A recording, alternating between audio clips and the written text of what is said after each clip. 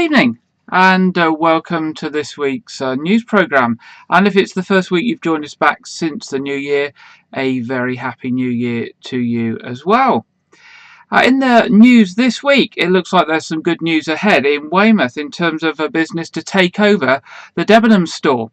The range has unveiled plans to move into Weymouth's Debenhams, and the good news is that up to 80 jobs will be available. I won't say saved, because obviously with the Debenhams going, jobs unfortunately will have been lost. So 80 jobs with the range store coming to Weymouth. This obviously comes in the wake of the announcement that Debenhams will be closing. Debenhams is based on New Bond Street, and it's amongst one of 100 branches closing down across the country due to the company's collapse. But it appears that the prominent town centre building may have a new tenant soon after Debenhams shuts its doors. There's also plans that Iceland will be moving into the building as well. The range, as I'm sure you know, has a store already in Dorchester, and it's a budget department store that sells a mixture of branded and non-branded items, including home, garden, electrical and leisure products. The company has submitted plans to Dorset Council for advertising and a number of branded signs on the building around the entrances to replace the existing Debenhams signage. Iceland have confirmed the move are part of a strategic alliance with the range. There's currently no date for the opening, but we will keep you informed if we hear anything in the days and weeks ahead. Dorset Council has reminded residents that there are just a couple of weeks left to have their say on the council's plans for the climate and ecological emergency. The Dorset Council strategic plan has 8 strands for action and aims to ensure the council's services and estate become carbon neutral by 2040. If you want to read the plans and comment on them, do go along to the Dorset Council website at www.dorsetcouncil.gov.uk, where you will find the strategic plan and how to give your comments before the consultation closes. Residents on Portland, in a street on Portland, are facing a couple of months without road access due to essential gasworks. Southern Gas Networks are to carry out essential work in Malham's Underhill to replace the gas main. Whilst the work is underway, residents will not have vehicular access to the road and will not be able to use their drives for their cars. There's also, of course, a concern over whether access to emergency vehicles will be maintained. The coronavirus rate, unfortunately we have to mention this every week, in Dorset Council has seen a significant increase over the last couple of weeks, and there's a chart up on the screen showing the national picture, but unfortunately the local picture follows that trend as well. We're seeing a rise also in hospital admissions. The rate has increased over the last 7 days from 196.6 cases per 100,000 to 309.4 cases per 100,000. This relates to an increase in real number of cases from 744 to 1,171. You'll probably be aware that our neighbouring area, the Bournemouth, Christchurch and Poole area, is in a much worse condition than the Dorset Council area. Clinicians across Dorset, and this is the leaders of the doctors' practices, all of the hospitals, the ambulance services, etc., have written an open letter to all residents, which I'm going to read to you. Dear Dorset, Bournemouth, Christchurch and Poole, we need your continued help now. As set out in the Prime Minister's announcement, our NHS services are under great pressure. The new COVID-19 variant is spreading fast. We all need to play our part to stop the spread. The single most important actions we can take now are to stay at home, protect the NHS and save lives. We are urging all Dorset residents to play their part and please stay at home. If we all follow the measures set out by the government, we will reduce transmission and protect the most vulnerable in our communities and the local NHS. Please help us to help you. We all have a role to play, whether looking after our own health or accessing services wisely and safely. It's important to remember that your local pharmacists, GPs, urgent treatment centre and minor injury units are still there for you if you need them. Minor injuries units and urgent care centre in Weymouth, Bridport, Swan, Shaftesbury and Wimborne can be reached by direct calling a dedicated phone number, which you can find on the dorsethealthcare.nhs.uk website. If you require urgent mental health support, there is a number 0800 652 0190, or you can reach that through the NHS 111 service. Please continue to attend NHS services for your booked appointments or procedures unless you're notified not to. If you cannot attend because you are self-isolating or do not want to attend, please contact the number on your letter. The health and care system in Dorset has been working extremely hard to deliver the COVID-19 vaccination programme to local people. We are delivering the vaccine in line with the national guidance, which means those people who are most at risk will be invited first.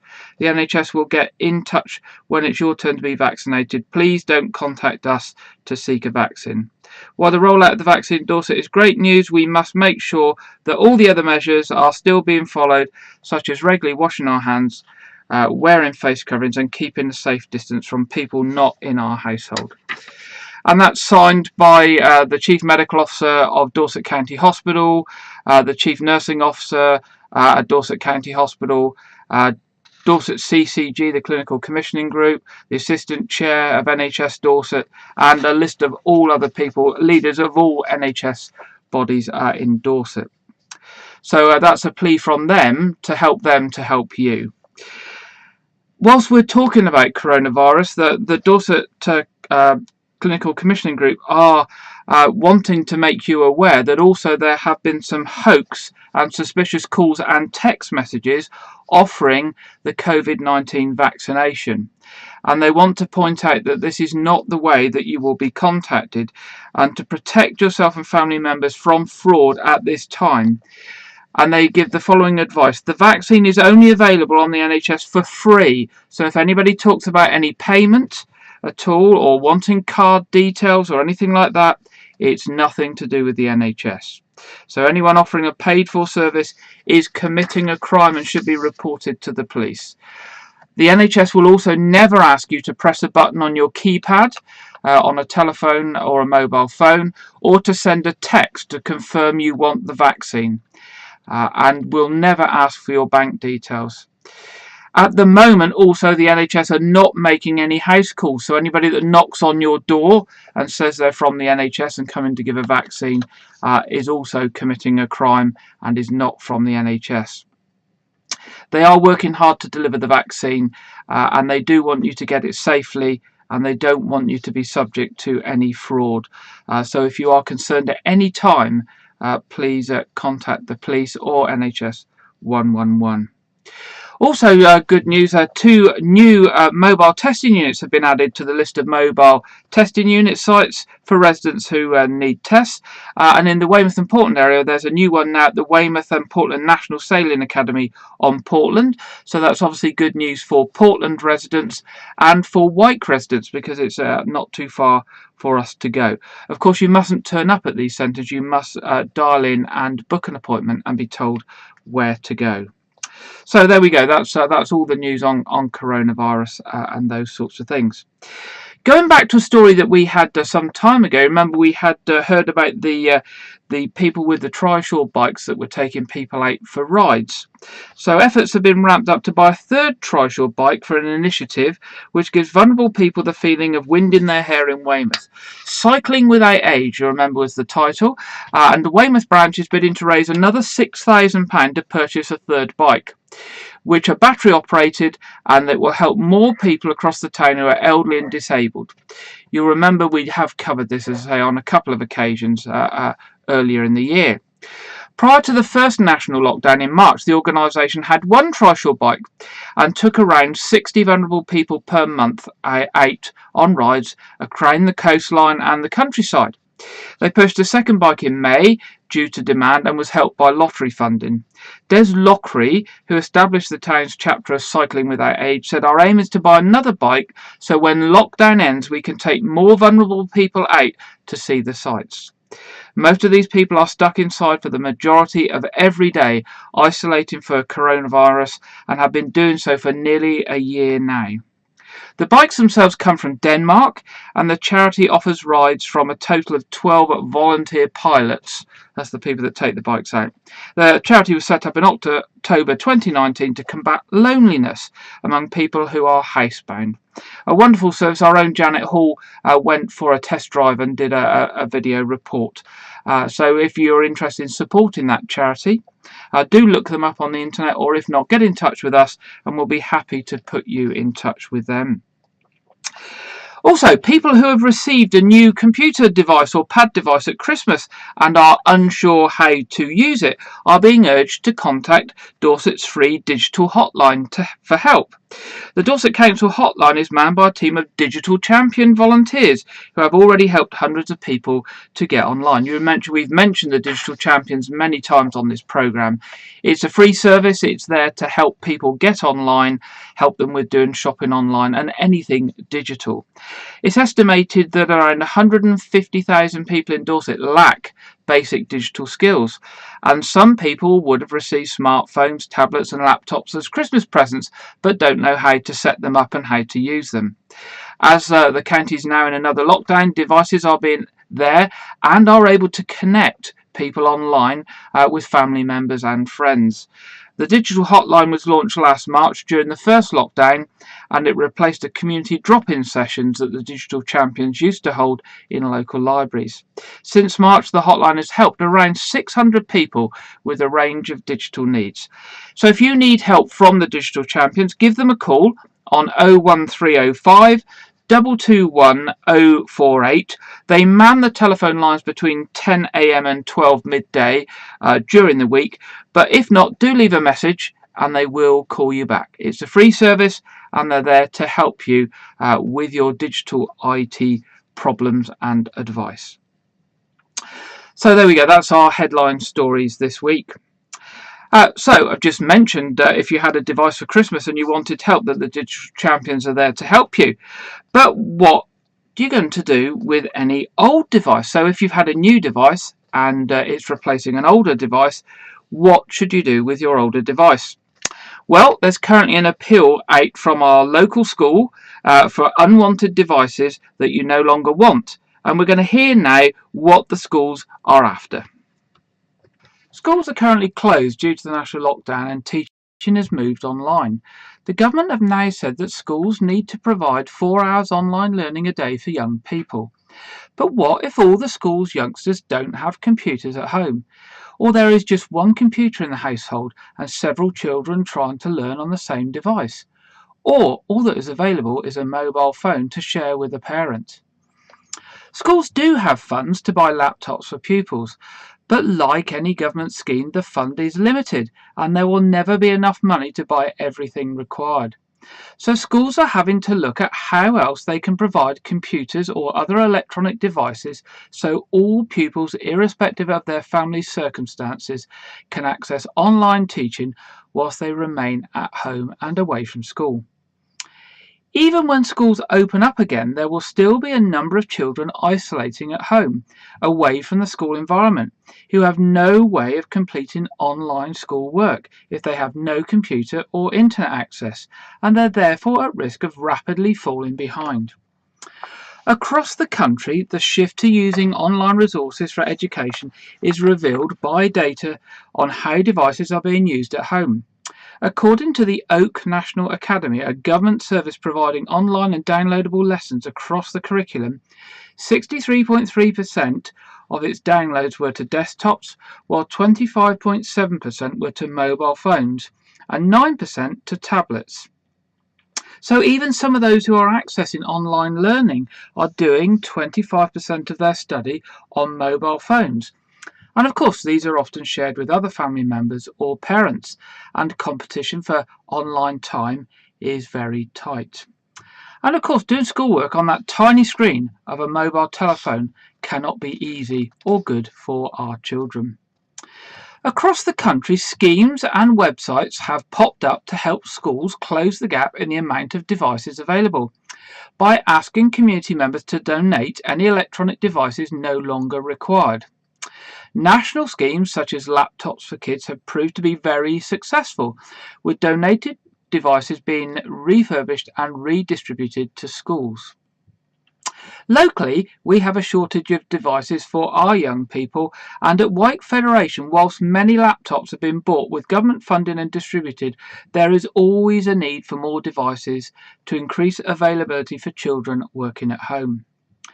Therefore, we're asking if you have any laptops or pad devices that you no longer require, as you've had a recent upgrade or maybe a Christmas present, that you consider donating your surplus device so it can continue to be used for some children from our local community. We would ask that you only donate devices that are in working order, with a power supply, and of course you remove all your private data on the device before you donate it. And if your device requires a password to boot up, that you actually provide that password with the device. The school then will reconfigure the device and make it available to one of the children. So if you have a device, please get in touch with this programme via our email address news@wykeregis.tv, and we'll take all the details and make arrangements to get the device to the school. What we would say is please do not take any devices direct to the schools at the current time, because they are closed to visitors to keep down the risk of infection during the lockdown, and while they only provide services to key workers and key workers' families. Thank you if you're able to help with this request. We know that our local families and children would appreciate any devices that you no longer require. Can help with that if you had a new device for Christmas, or you've had the old device in the cupboard for a year or so and you know it's not going to be used and you think it still works and has got some useful life left in it, then please do get in touch, because there are children out there who will certainly make use of it, learning from home at the current time and for some months ahead. Just get in touch with me and I'll then take the details and be in contact with the school, and then we'll tie up with you about getting your devices to the school, either via me or whatever method the school wish to use. So our second story tonight is about what we should be doing at the current time. A lot of us are staying inside and spending a lot of our time inside, but of course if you don't want to stay inside, often you need a good reason to get motivated to go outside, particularly when it's been raining lately or now it's incredibly cold outside. So what might motivate you to go out and get some exercise? So we put this task to Janet Hall, and she might have just the thing to encourage you to walk some long distance or partake in a long distance hike in short bite-sized chunks with other people. Hello.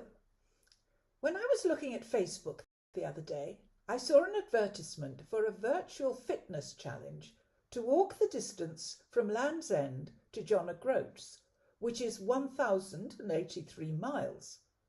But it could be done over a long period of time, either solo or as a group. It gave me the idea of something we could do as a church group activity.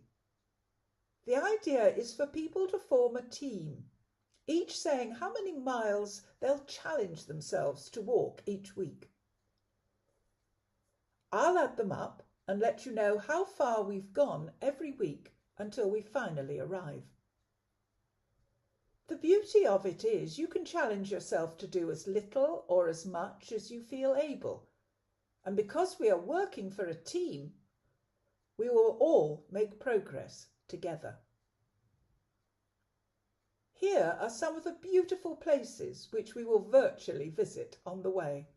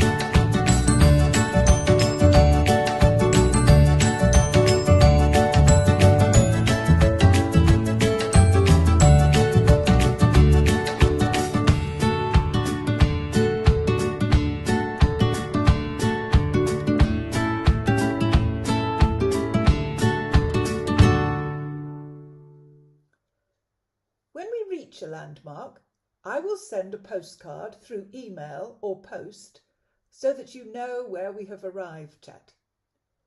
If you're on Facebook, I'll post it on Facebook as well. If you want to be part of this, and please do give it a go, give me a ring on 01305 839 737 or email me janethall103@gmail.com and I will book you in. Look forward to hearing from you.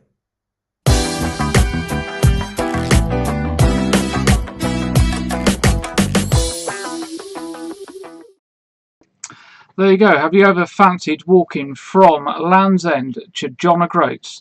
Well, if you don't think you can make it all that way on your own, why not join with Janet in the virtual Land's End to John O'Groats walk? Get in touch with Janet or get in touch with us via our email address here, and we'll put you in touch with Janet, and you can get involved in that virtual challenge and visit all those places on the route to John O'Groats. Our next story is about being locked down again, and stories seem to be all about health and education, don't they?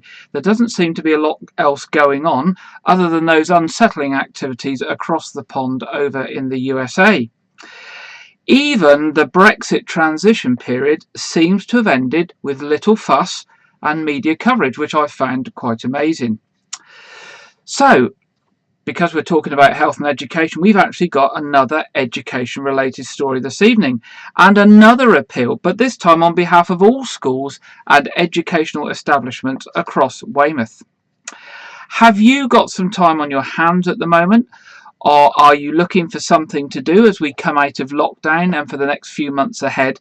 Well, our local schools and educational establishments would like some help, and we're going to tell you about it now.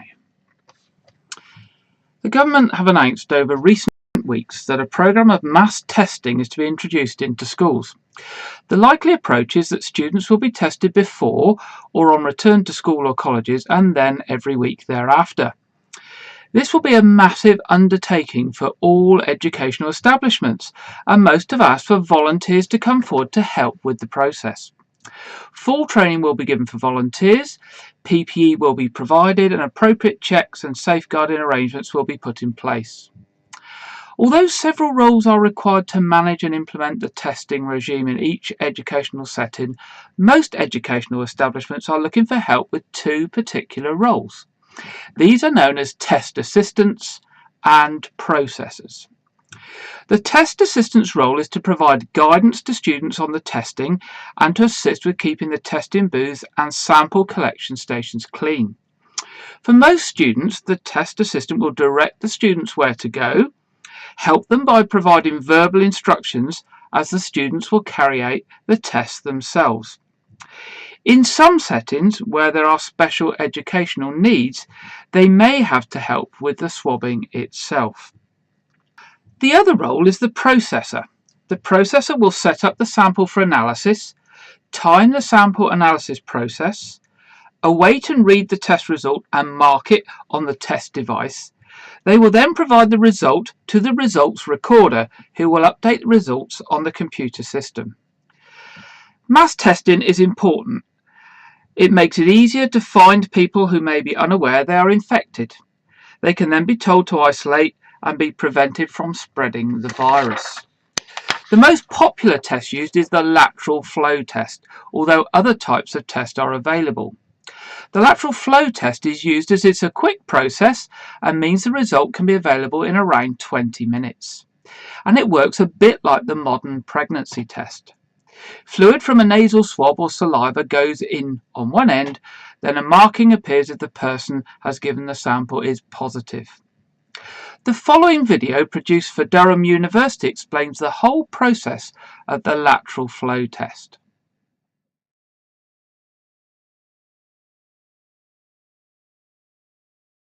Gently cough 3 times into a tissue, blow your nose and then throw the tissue away. Wash your hands. Select one sealed swab, one empty tube and dropper, and one test cartridge. Put 6 drops of the extraction solution into the tube. Place dropper lid on the tube. Break the seal on the packet and gently remove the swab. Open your mouth wide and, avoiding the tongue, run the fabric tip of the swab over both tonsils, 5 times each, then remove the swab. Use the same swab. Gently insert the fabric end into a nostril until you feel a slight resistance. Rotate 5 times. Repeat for the other nostril. To extract the sample, remove the dropper lid and place the swab into the tube, fabric tip downwards, and swirl it around for 10 seconds. When removing the swab from the tube, squeeze the flexible sides of the vial to remove any excess liquid. Put used swab back into the packet it came in. Replace dropper lid onto the tube. To test the sample, carefully apply 2 drops of the fluid from the tube onto the test cartridge, sample well marked S, making sure not to drop any bubbles of air that may be in the bottle.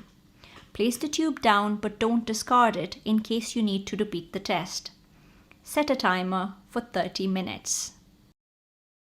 Read the result after 30 minutes. The control line of the device C should show a colored line indicating a valid test. If after 30 minutes the control line is blank, the test has failed and you will need to repeat the test. Simply select a new cartridge and add more drops of the fluid. If a control line is colored, check the result line of the device marked T. A line shown, even a very faint line, is indicative of a positive test result. No line here means the test is negative. So if you're interested in helping one of our local educational establishments, either as a test assistant or a processor, please get in touch with us here at news@WykeRegis.tv, and we will put you in touch with a local school or educational establishment. When emailing, please provide your full name, your contact telephone number and your address. And on behalf of all the local schools and educational establishments, if you are able to volunteer, thank you very much for helping with this important process. There we go. So if you didn't know what a lateral flow test was before, you've now got a good idea what it is. To take a swab, put the swab into some liquid, then that liquid goes into a little test machine and it sits there for a period of time, and then a line comes up or not. And that's the sort of test that the schools and educational establishments will be doing of all youngsters before they go back to school, and every week, I believe, for the coming months. It's quite a massive undertaking and is going to take a lot of time and resource to deliver, and that's why the schools are appealing for volunteer help to help with this program, so that the teachers and teaching assistants can obviously concentrate on delivering the education of the youngsters and not be taken away from that activity. So there we go. That's the lateral flow test, and if you're interested in volunteering, do give us an email at news@WykeRegis.tv. So have you thought during lockdown what else you could be doing? Lots of people seem to be decorating their houses at the moment, fitting new kitchens and bathrooms and having their drives redone. I know when I walk my dogs at night, I've gradually seen one area of WykeRegis where one drive was redone, and then another one, then another one. Then there's about 6 drives that have been redone. So I'm sure one person's had their drive done and then everybody else has thought it's a good idea. But they're all looking very smart, obviously. I guess this is because we are not spending money on cruises and on holidays, or going out to the theatre or the cinema, or going out for meals. We speak a lot about doing exercise at this time, don't we? But what about if you don't want to do exercise, or you're not able to do exercise, or you just find it too cold at the current time? Well, there's always the TV, isn't there? And I suspect, like me and like many other people, you're getting fed up with watching the TV. And if the statistics are to be believed, we have increased our viewing time watching TV in 2020 by 31% on average. That means during the lockdown or the lockdown times, on average, an adult has been watching 6 hours and 25 minutes of TV every day of the week. Now, I don't know if that's you or not you, but that's what the statistics are saying. But what else can we do? We've heard from Janet tonight about our virtual Land's End to John O'Groats walk, but what else? I'm sure, like me, you've got a bookcase, and on that bookcase you've probably got tens, if not hundreds of books, some of which you will have read, some of which you may have started and put down, and others that you may not have touched at all. So what about taking a book off your bookcase and having a read? Now, that's something that we'd like to hear from you about. If you've got a book that you've enjoyed reading, maybe you'd like to share your thoughts about that book with us. This week, I asked Janet to have a look at a couple of books that she wanted to pick. And she's picked two quite different books to tell us about. And maybe this is something that, having heard what Janet's going to say, that you feel that you could do in a future week. And if you do, we can either take your comments by telephone. You can join us live in the studio. I can link you up via Skype through to our live broadcast, or we can do a video and you can partake by doing your own book review. So if that's of interest, do get in touch with us. But let's hear Janet's short book review on two quite different books that she's picked this week.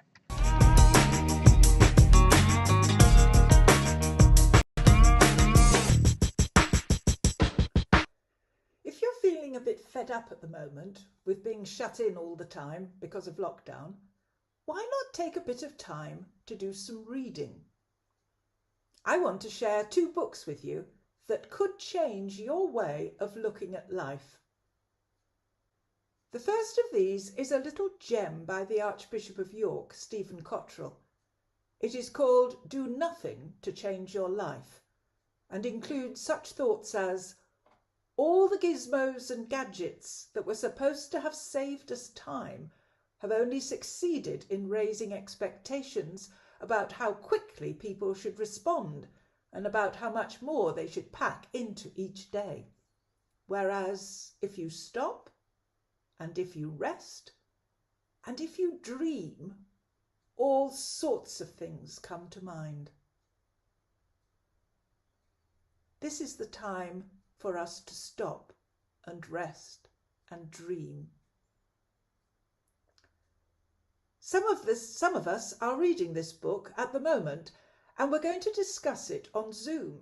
So if you'd like to get involved with that, please do email me or ring me on 01305 839 737.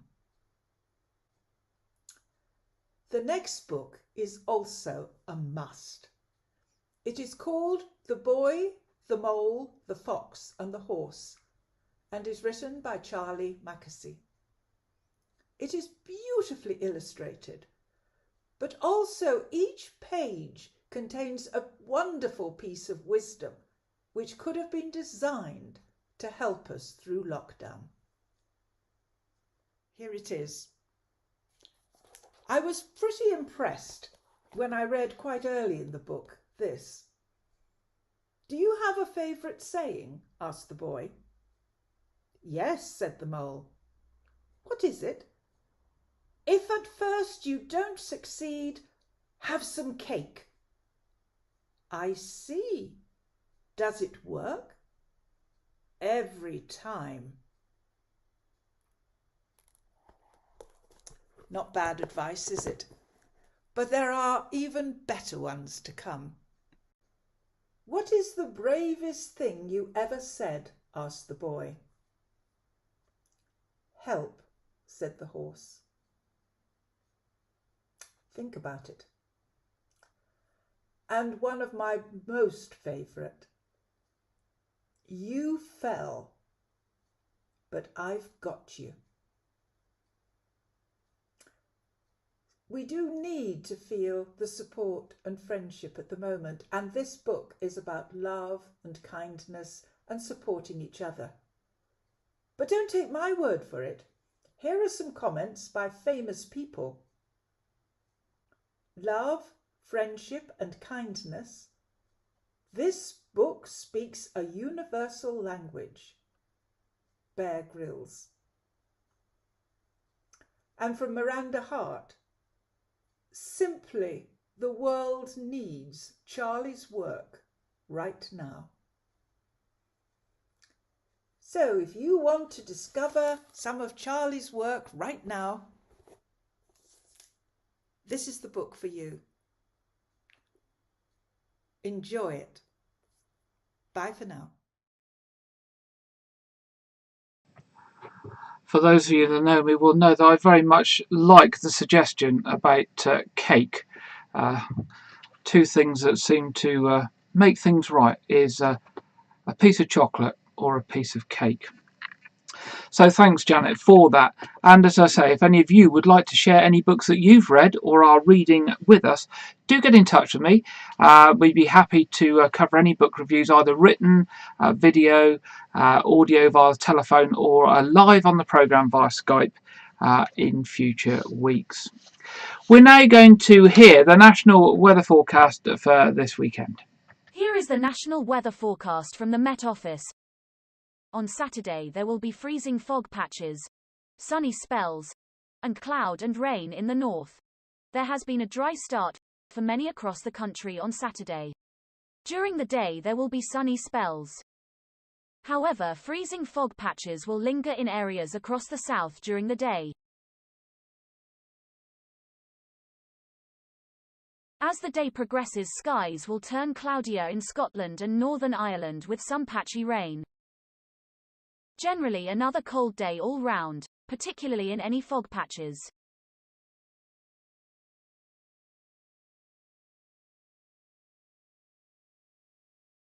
Freezing fog patches will spread across the south tonight with a widespread frost.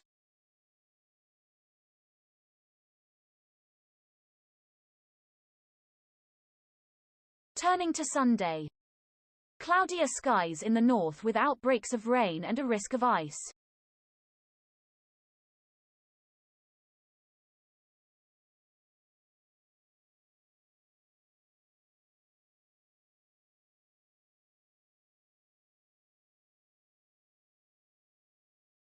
Cloudy and windy in the north with rain and drizzle. Sleet and snow showers in the Northern Isles.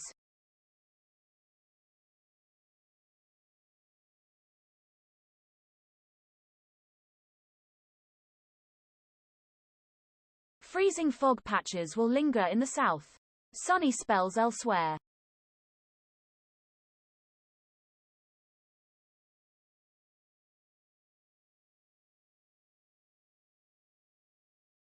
The outlook for the rest of the week is westerly winds, wet and windy at times, and a risk of hill snow in the north.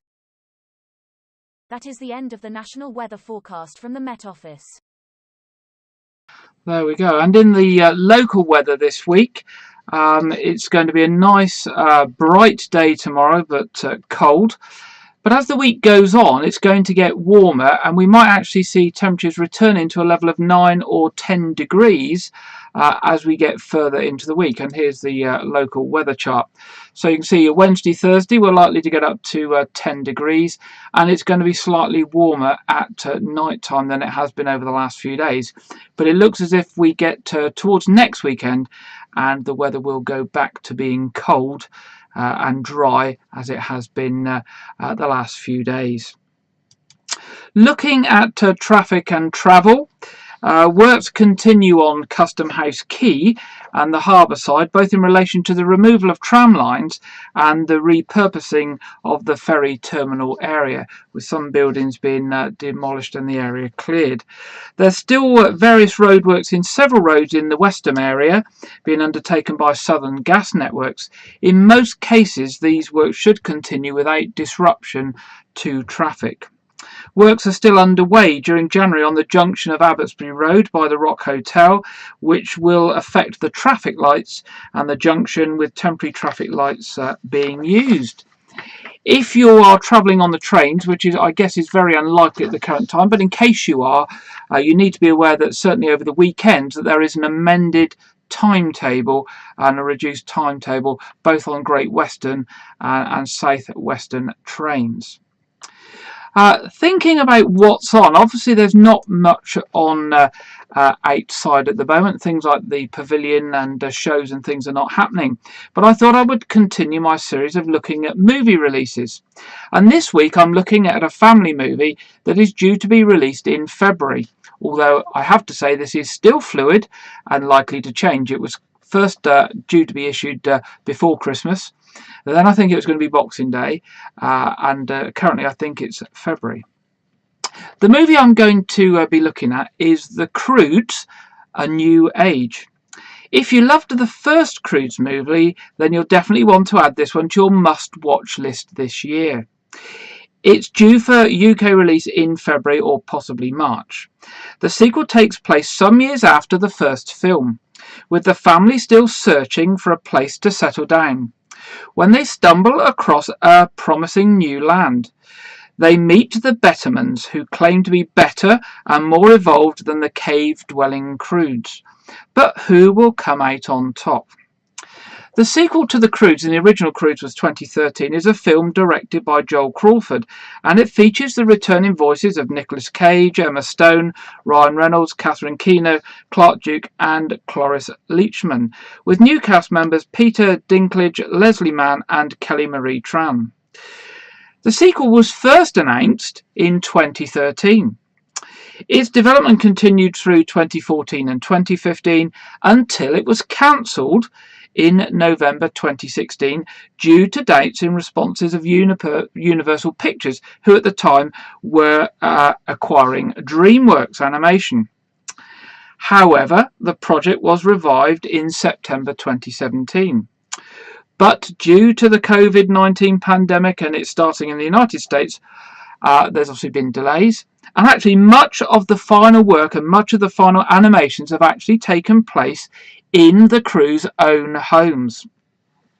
The Croods: A New Age was theatrically released in the United States on November the 25th, after facing several delays from an original November 2017 release date, so 3 years late, and was made available via premium video on demand on December the 18th. It's already been quite successful and has already grossed $115 million worldwide. That's quite amazing, actually, for a release that hasn't actually gone to the cinemas, with critics calling it a decent enough follow-up and praising in particular the voice cast. So here we go. Here's a bit of a look at The Croods that hopefully will be out in February, if not March, and see what you think. Welcome to the Cretaceous period, the awkward adolescence of the world's history, when even the wildlife was still figuring out what it wanted to be. What the heck is that? And here the world's first families roamed, hunting for a better life, living by one rule: eat or be eaten. Using the threatometer, we'll see where the Crudor lands on a scale of to Let's take a look. I give you the Death Cat. This giant saber-toothed tiger sports the color palette of a parrot and is fueled by an insatiable appetite for friendship. This good-natured creature is always ready to jump into action to help his adopted family with any task, even when it's hard to swallow. I'm glad it's you, Chunky. It's time to say hello to the chicken seal. Part chicken, part seal, all screamer. Although sluggishly docile in nature, their speed and temper multiply, especially if they're crudely awoken from their sleep. I'm sorry. Here comes the new age. Dun, dun, dun. The prehistoric sloth is actually the fastest sloth recorded to date, moving at a notable speed of normal. A sloth's main method of self-defense is their symbiotic relationship with humans. They cling onto them. Seatbelt mode.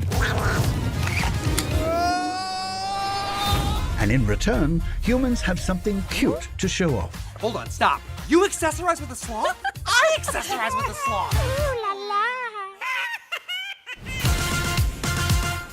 la. Onto something with a little more bite. The land shark. This cold-blooded killer is a predator of both sea and land, We aren't actually gonna cross that, are we? frequently leaving the world's first families with nowhere to run or swim, because either way, You're going to eat us. You should eat the fat one first. they're dead. Oh my goodness. Here comes a new age. Try not to pee your pants as you behold the wolf spider, a terrifying hybrid of eyes and legs. Their fur allows them to blend into the Arctic forest, ready to ambush their prey and protect their pack at all times. You don't want to stupidly stumble into their den. Guys, wait a minute. Come here, little guy. Or maybe you do. It wouldn't be my problem. I'm gonna go pet him.